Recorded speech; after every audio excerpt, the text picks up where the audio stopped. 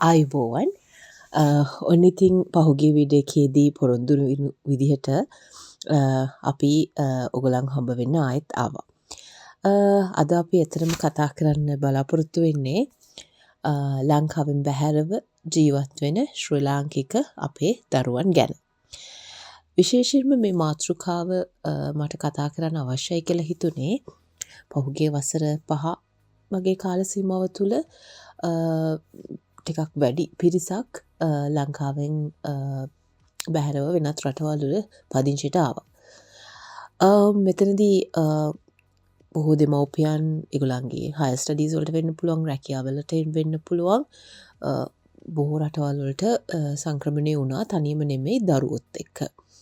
ඉතින් ලංකාව තුල අපි කියනවා කම්ෆර්ට් ලයිෆ් එකක් කියන හොඳ රැකියාවක්, හොඳ වෘත්තිමය පරිසරයක්, සමහරවිට හොඳ ෆයිනෑන්ෂල් බෑග්ග්‍රවුන්ඩ් එකක්, ඔය සියලුම දේවල් තිබිලත් ඒ සියල්ලත් හැරලා වෙන රටවල පදිංචිට ආපු දෙමව්පියෝ දැන් වැඩි පිරිසක් ඉන්නවා. ඉතින් එහෙම ආපු දෙමව්පියන්ගෙන් අපි කතා කරාම අපිට දැනගන්න හම්බුණු දේ තමයි ඒගොල්ලන් හැමෝගෙම තියෙන ලොකුම ටාගට් එක මොන විදිහක කියන්නේ කට්ටක් එයාලට කන්න උනත් එයාලගේ දරුවන්ට හොඳ අධ්‍යාපනයක්, හොඳ අනාගතයක් ලබා දෙන බලාපොරොත්තුවෙන් තමයි ඒගොල්ලෝ රටවල් වලට ගිහිල්ලා තියෙන්නේ. අපි අපේ මේ දරුවෝ ගැන කතා කරනකොට මේක මට මේ දරුවන්ව මට කොටස් දෙකකට වෙන් කළා මම කතා කරන්න කැමතියි.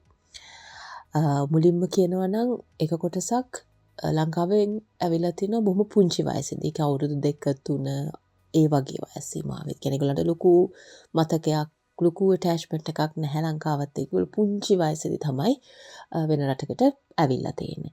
තව කොටසක් ඉන්නවා අවුරුදු 5කට වඩා වැඩි කාලයක්, 6ක් වෙන්න පුළුවන්, 10ක් වෙන්න පුළුවන් ලංකාවේ ජීවත් වෙලා මේ පහුගිය කාල සීමාවේ මේ වෙන රටවල් වල පදිංචිට ආපු දරුවෝ. ඒතර මේ කොටස් දෙක ගැන මම මෙතනදී කතා කරනවා. හරි. දැන් අපි මුලින්ම කතා කරමුකෝ දැන් දෙමව්පියෝ විදිහටත් අලුතෙන් රටකට ආපුවාම අපි අවංකවම දන්නවා මුල් අවුරුදු කීපය පහසු නෑ. ඇත්තටම අපහසුයි. මොකද ඇකමඩේෂන් හොයාගන්න ඕනේ. ඒ ඉන්න පළාත් වලට හුරු වෙන්න ඕනේ. සංස්කෘතිය, භාෂාව, දැන් අපි UK ගත්තොත් UK වල ස්කොට්ලන්ඩ්, එතකොට ඊට පස්සේ ඉංග්ලන්ඩ් වල එක පැති, වේල්ස්, මේ කොහේ ගත්තත් ඒගොල්ලන්ගේ ඉංග්‍රීසි කතා කරන විදිය, ඇක්සන්ට් එක හැමදේම වෙනස්. ඉතින් පහසු නෑ. එතකොට මේ සීසන්ස් වලට ඇඩැප්ට් වෙන්න, වින්ටර්, ඕටම්, මොකද ලාංකික අපිට මෙහෙම සීසන්ස් නැහැ. ඒ අනුව ඇඳුම් වෙනස් වෙන්නේ නැහැ. ගෙවල් දොරවල් වල වෙනස්කම් කරන්න අවශ්‍ය නැහැ. ඉතින් ඒ හැමදේම අලුත්. මේ ඔක්කොම චැලෙන්ජස් මුල් කාලේ.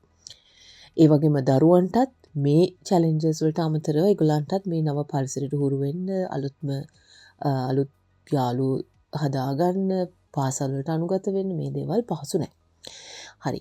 මේ චැලෙන්ජස් ඔක්කොමත් එක්ක මම මෙතනදී ඇත්තටම කතා කරන්නේ අර කිව්ව ඒ කියන්නේ ෆයිනෑන්ෂියල් ස්ටෙබිලිටි එකක් හදාගන්න පිටරටකට ආපු දෙමව්පියෝ ගැන නෙමෙයි මම මෙතනදී කතා කරන්නේ. තමන්ගේ ලොකුම අරමුණ දරුවන්ට හොඳ අධ්‍යාපනයක් දෙන්න, දරුවන්ට හොඳ අනාගතයක් හදන්න හිතාගෙන රටවල් වලට ආපු දෙමව්පියෝ වෙනුවෙන් තමයි මම මෙතනදී කතා කරන්නේ. එතකොට අපි ඒ විදිහ අරමුණකින් ආපු දෙමව්පියෝ විදිහට මුලින්ම බලන්න ඕන කාරණාව තමයි අපි ඇකමඩේෂන්ස් හොයාගන්නකොට අපි ලොන්ග් ටර්ම් කියන්නේ වැඩි කාලයක් මුල්ම ආපු ගමන් එහෙම අපිට අමාරු ඇකමඩේෂන්ස් හම්බ වෙන විදිහට තමයි ගොඩක් කලාවට ඒකේ තියෙන තැනක අපි නතර වෙනවා. නමුත් කාලයක් යද්දී මාස 5ක් ගියාට පස්සේ උගලන්ට අවබෝධයක් එනවා මොන පැතිද, මොන කල්චර්ස්ද, කියන්නේ මොන වගේ කමියුනිටිස්ද ඉන්නේ, ඒ වගේ හොඳ නරක ඒව ගැන අවබෝධයක් එනවා. ඒතර ඔබට දරුවෝ ඉන්නවා නම් ඔබ ඒ දේවල් සලකලා සාමාන්‍ය දරුවන්ට හොඳ යම්කිසි පරිසරයකට මූව් වෙන එක මම දකිනවා හොඳයි කියලා. මොකද දැන් අපි මොන රටට ගියත් අපි ඔක්කොම මිනිස්සු විවිධ වර්ගයේ අය ඉන්නවා. EU රටවල් වලින් ආපු අය ඉන්නවා ගත්තොත්. ඒගොල්ලෝ ගන්න පුළුවන් රුමේනියන්ස්ලා වෙන්න පුළුවන්, බල්ගේරි, හංගේරි, ෆ්‍රෙන්ච්, පෝලිෂ්, විවිධ වර්ග. එතකොට ආසියාතික අය, ඉන්දියානුවන් වැඩියෙන් ඉන්න පැති තියෙනවා. ඊළඟට පාකිස්තාන අය වැඩිපුර ඉන්න පැති තියෙනවා. චයිනීස්, පිලිපීන්, හොංකොං, විවිධ රටවල්. ශ්‍රී ලාංකික අය වැඩිපුර ඉන්න පැති තියෙනවා. ඉතින් මෙතනදී මේ තමන්ගේ ජාතිය අය ඉන්න ඕන පැත්තකට යනවා කියන එක නෙමෙයි මෙතන අදහස. ඒ කියන්නේ කල්චරලි සහ දරුවන්ට එන ඒ ප්‍රෙෂර් එක යම් විදිහකට ඒගොල්ලන්ට තුලනය කරගන්න පුළුවන් වෙන විදිහේ පැත්තකට මූව් වෙන එක හොඳයි. කියන්නේ මිඩල් රේන්ජ් එකේ. මොකද ලංකාව තුල ජීවත් වෙලා ආපු දරුවෙකුට මේ ෂොක් එකට එකපාරට මුහුණ දෙන්න බෑ. මොකද ඒක පහසු දෙයක් නෙවෙයි. ඉතින් පදිංචිය ගැන බලනකොට ඒ කියන කාරණාව සලකන එක හොඳයි. මොකද පදිංචියටම සම්බන්ධ තව කාරණාවක් තියෙනවා පාසල් තෝරා ගැනීම. දැන් කෙනෙක්ට හිතෙන්න පුළුවන් හරි. දැන් අපි ජීවත් වෙන UK. මෙහි මොන පාසලත් එකයි. ඔක්කොම පාසල් හොඳයි. අධ්‍යාපන ක්‍රමවේදය හොඳ වෙන්න පුළුවන්. හොඳයි. නමුත් ඒ අදාළ පාසල පිහිටලා තියෙන පළාත, ඒ පාසලට එන ඒ දරුවන්ගේ දෙමව්පියන්ගේ ඒ පවුල් පසුබිම, ඒ සංස්කෘතිය, ඒ දේවල් බලපානවා ඒ පාසල තුල තියෙන ඒ කල්චර් එක ඩිවෙලොප් වෙන්න. අපි සිම්පලි සර්ච් කරලා බලුවොත් ඔයාලා ඉන්න පෝස්ට් කෝඩ් එකක් හරි කවුන්සිල් එකක් හරි සඳහන් කරලා රේටින්ස් ගැන අපි ගත්තොත් ප්‍රයිමරි ස්කූල් රේටින්ස් ඔයගලන්ට බලන්න පුළුවන්. මොකද වසරක් පතා පාසල් වලට විවිධ අංශ ඔස්සේ ඒ පාසල් වල රේටින්ස් ඒගොල්ලෝ බලනවා. මේ රේටින්ස් කියන්නේ අර අපි ලංකාවේ ශිෂ්‍යත්වයට මේ වැඩිම ලකුණු අරගෙන එහෙම රේටින් එකක් නෙමෙයි. ඒ කියන්නේ අපි හිතමු ළමයින්ගේ ටෙන්ඩන්ස් වෙන්න පුළුවන්, ඊළඟට ළමයින්ගේ තියෙන යම් අපි හිතමු ලිටරසි ලෙවල්ස්, ඊළඟට ඒගොල්ලන්ගේ mathematical skills, ඊළඟට අනිත් කියන behavioral දේවල්, ඔයගේ විවිධ අංශ ඔස්සේ හදපු රිපෝට්ස් ඔයගලන්ට බලන්න පුළුවන්. එහෙම බලලා ඔයගලන්ට තීරණය කරන්න පුළුවන් මොන පාසලටද ඔබ ඔබේ දරුවව ඇතුළත් කරන්න කියලා. ඒ අනුව බලලා ඔයාට පුළුවන් ඔබ ඉන්න පරිසරයට ගැලපෙන තැනක් ඔයාට ඔයාට දරන්න පුළුවන් පළාතකට ඒ වගේ පළාතකට මූව් වෙන්න පුළුවන්. මොකද අපි හැමෝම කැච්මන්ට් ඒරියා එකේ يعني ලංකාවේ වගේ ඕනම තැනක ඉන්න ඉස්කෝලේකට යන්න බැහැනේ. අපි ඉන්න පළාතේ අදාළ කිලෝමීටර් ගාන ඒ වපසරිය ඇතුළත පාසලකට තමයි අපිට යන්න පුළුවන්. ඉතින් ඔබට පුළුවන් ඒ විදිහට පාසලක් හොයාගෙන ඊට පස්සේ ඒ පැත්තේ තියෙන ඇකොමඩේෂන්ස් ටිකක් හොයලා කාලයක් යනවා. ඒ විදිහට ඒ වගේ තැනකට මූව් වෙලා ඒ වගේ පාසලකට දරුවෙක්ව ඇතුළත් කරගන්න. සහ දැන් ඉන්න පාසලෙන් වෙනස් කරලා ඒ වගේ පාසලකට දාගන්න. මොකද අපි ගොඩක් අහපු දෙයක් තමයි දැන් ප්‍රයිමරි ස්කූල්ස් ගත්තත් දැන් ළමයින් අතර බුලීන් හැරස්මන්ට්ස් මේ දේවල් නැතුව නෙවෙයි. හැබැයි ඒව පාලනය කරන්න මේ රටේ හොඳ නීති පද්ධතියක් සහ ඒකට වැඩ කරන්න ඒගොල්ලන්ගේ චයිල්ඩ් සයිකොලොජි පැත්තෙන් බොහොම හොඳ වැඩසටහන් තියෙනවා. හැබැයි ඔයගොල්ලෝ ඒ ගැන දැනුවත් වීම වැදගත්. දැන් මම ඉදිරියේදී වෙනම ප්‍රෝග්‍රෑම් එකක් කරන්නම්. ඒ බුලින් හැරස්මන්ට් සහ ඒවා පාසල ඇතුළත වෙනවා නම් ඒවා කොයි විදිහටද පාසලත් එක්ක ගනුදෙනු කරන්න ඕනේ, දරුවෝ මොන විදිහටද ඒවා සම්බන්ධව අපි එඩියුකේට් කරලා තියන්න ඕනේ. ඒතර කවුන්සිල් එක පැත්තෙන්, ගවර්න්මන්ට් එක පැත්තෙන් මොන වගේ ක්‍රමවේදයක්ද, මොන වගේ අංශද, මොන වගේ පුද්ගලයෝද ඉන්නේ අපිට ඒ වෙනුවෙන් උදව් කරන්න. ඒ ගැන මම ඉදිරියේදී වීඩියෝ එකකදී වෙනම කතා කරන්නම්. දැන් දෙවැනි කාරණාව දැන් මම පදිංචිය ගැන හිතන්න ඕනේ කියලා මම කිව්වා දරුවෝත් එක්ක ආපු කෙනෙක්. විශේෂයෙන්ම දෙවැනි කාරණාව මම දැන් මේ රීසන්ට්ලි කිව්ව කාරණාවට සම්බන්ධයි. මේ අපේ ජීවිත රටේ නීතිය සම්බන්ධව අපිට හොඳ අවබෝධයක් තියෙන්න ඕනේ. මොකද ඒක ජීවත් වෙන්නත් අවශ්‍යයි. ඊළඟට දරුවෝ සම්බන්ධව මොකද දරුවන්ගේ ආරක්ෂාව වෙනුවෙන් බොහොම හොඳ නීති පද්ධතීන් සහ දේවල් ගොඩක් මේ රටවල තියෙනවා. ඉතින් ඔයාලට හරි ලේසියි ගවර්න්මන්ට් සයිට් එකකට ගිහිල්ලා මේ දේවල් කියවන්න, ඒ කියන්නේ දැනුවත් වෙන්න. මොකද ඒක අතිශය වැදගත් වෙනත් රටක ජීවත් වෙද්දී ඒ රටේ නීතිමය කාරණා ගැන දැනගෙන හිටියාම ඒක අපේ ආරක්ෂාවට බොහොම වටිනවා. මොකද ලෝකෙ කොහෙ ගියත් නීතිය නොදැන සිටීම සමාවට කාරණාවක් නොවන නිසා. හරි.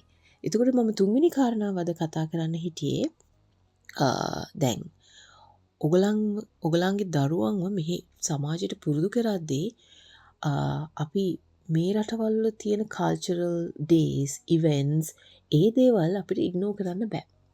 දැන් අපි ගත්තොත් ඒගොල්ලෝ සෙලිබ්‍රේට් කරන කවුරු හරි ජාතික වීරයෙක් වෙන්න පුළුවන්. එහෙම කෙනෙක් වෙන්න පුළුවන්. ඒ වෙනුවෙන් පාසලේ වැඩසටහන් යනවා වෙන්න පුළුවන්. ඒව ගැන අපිට ටච් එකේ ඉන්න වෙනවා. අපිට ඒවට දරුවට උදව් කරන්න වෙයි. දැන් මේ ඔයා කැතලික්ද බුද්දිස්ට් ඒව මත ඔයාට තියෙන්න වෙනවා. කැතලික් නෙමෙනවා. ක්‍රිස්මස් සෙලිබ්‍රේට් කරන්න නැති වුණත් ඒ දේවල් ළමයාත් එක්ක කරන්න වෙයි. මොකද එයාට මේ පරිසරයටත් අනුගත වෙන්න වෙයි.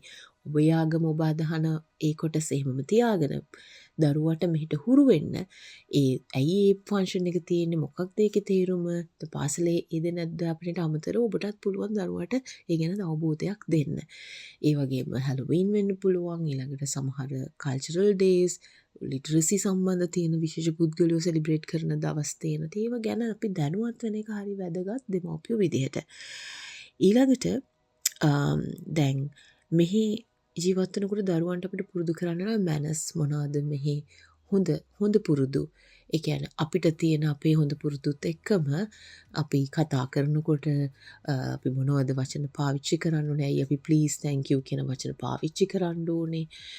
මොකද ඒවා හරි වැදගත්. අපේ දරුවෙක්ව අපි හොඳට හදද්දී ඔය කියන පුරුදු මැනර්ස් ඔය කියන දේවලුත් හුරු කරන්න පුළුවන් නම්. ඊළඟ කාරණාව තමයි extra curricular activities. දැන් මෙහි දරුවෝ හැමෝම ගත්තොත් ස්විමින් වලට ජිම්නාස්ටික් බොහෝ කියන්නේ ෆුට්බෝල් වෙන්න පුළුවන් ගොඩාක් extra curricular activities වල ඉන්නවා. දැන් අපිට රටකට ආව ගමන් ඔය හැමදේම කරන්න බෑ. නමුත් අඩුම තරමේ මොකක් එක දෙයකට දරුවෝ යොදවන්න උත්සාහ කරන්න. මොකද එතකොට යාට මේ පරිසරයේ ළමයිත් එක්ක යාට මේ කම්බයින් වෙන්න ඒගොල්ලොත් එක්ක එකතු වෙන්න ඒ රිලේෂන්ෂිප් බිල්ඩ් කරන්න එක ගොඩක් වැදගත්. ඒ වගේම ස්කවුටින් තියෙනවා. ගැන අපි ලංකාවේ කියන්නේ බාලදක්ෂ ඒ වගේ දේවල් ගැන හොයන්න ඔයාලට තව ඒවා ගැන දැනගන්න ඕන නම් කමෙන්ට් කරන්න මම ඒවා ගැන ඉස්සරහදී කතා කරන්න. ඒවට කොහොමද රෙජිස්ටර් වෙන්නේ ඒව කරන ක්‍රමවේද. ඒ වගේ මොකක් හෝ දෙයකට දරුවෙකු යොමු කරන්න ඒක බොහොම වැදගත්. පාසලට අමතරව පුංචි හෝ ක්‍රීඩාවක් වෙන්න පුළුවන්, ස්කවුටින් වගේ දෙයක් වෙන්න පුළුවන්. ඒ වගේ දෙයකට දරුවන්ව යොමු කරන්න. තුන්වෙනි කාරණාව තමයි මෙහි අපි දරුවන්ට මෙහි තියෙන හොඳ වගේම නරක ගැනත් දැනුවත් කරන්න ඕනේ. මොකද ඕනම දෙයක හොඳ නරක දෙකම තියෙනවා. අපිට ඕපන් වෙන්න වෙයි ඩ්‍රග්ස් කියන්නේ මොනවද? ඩ්‍රග්ස් ගන්න මිනිස්සු මොන වගේද? අපි කොහොමද අයව අඳුනගන්නේ?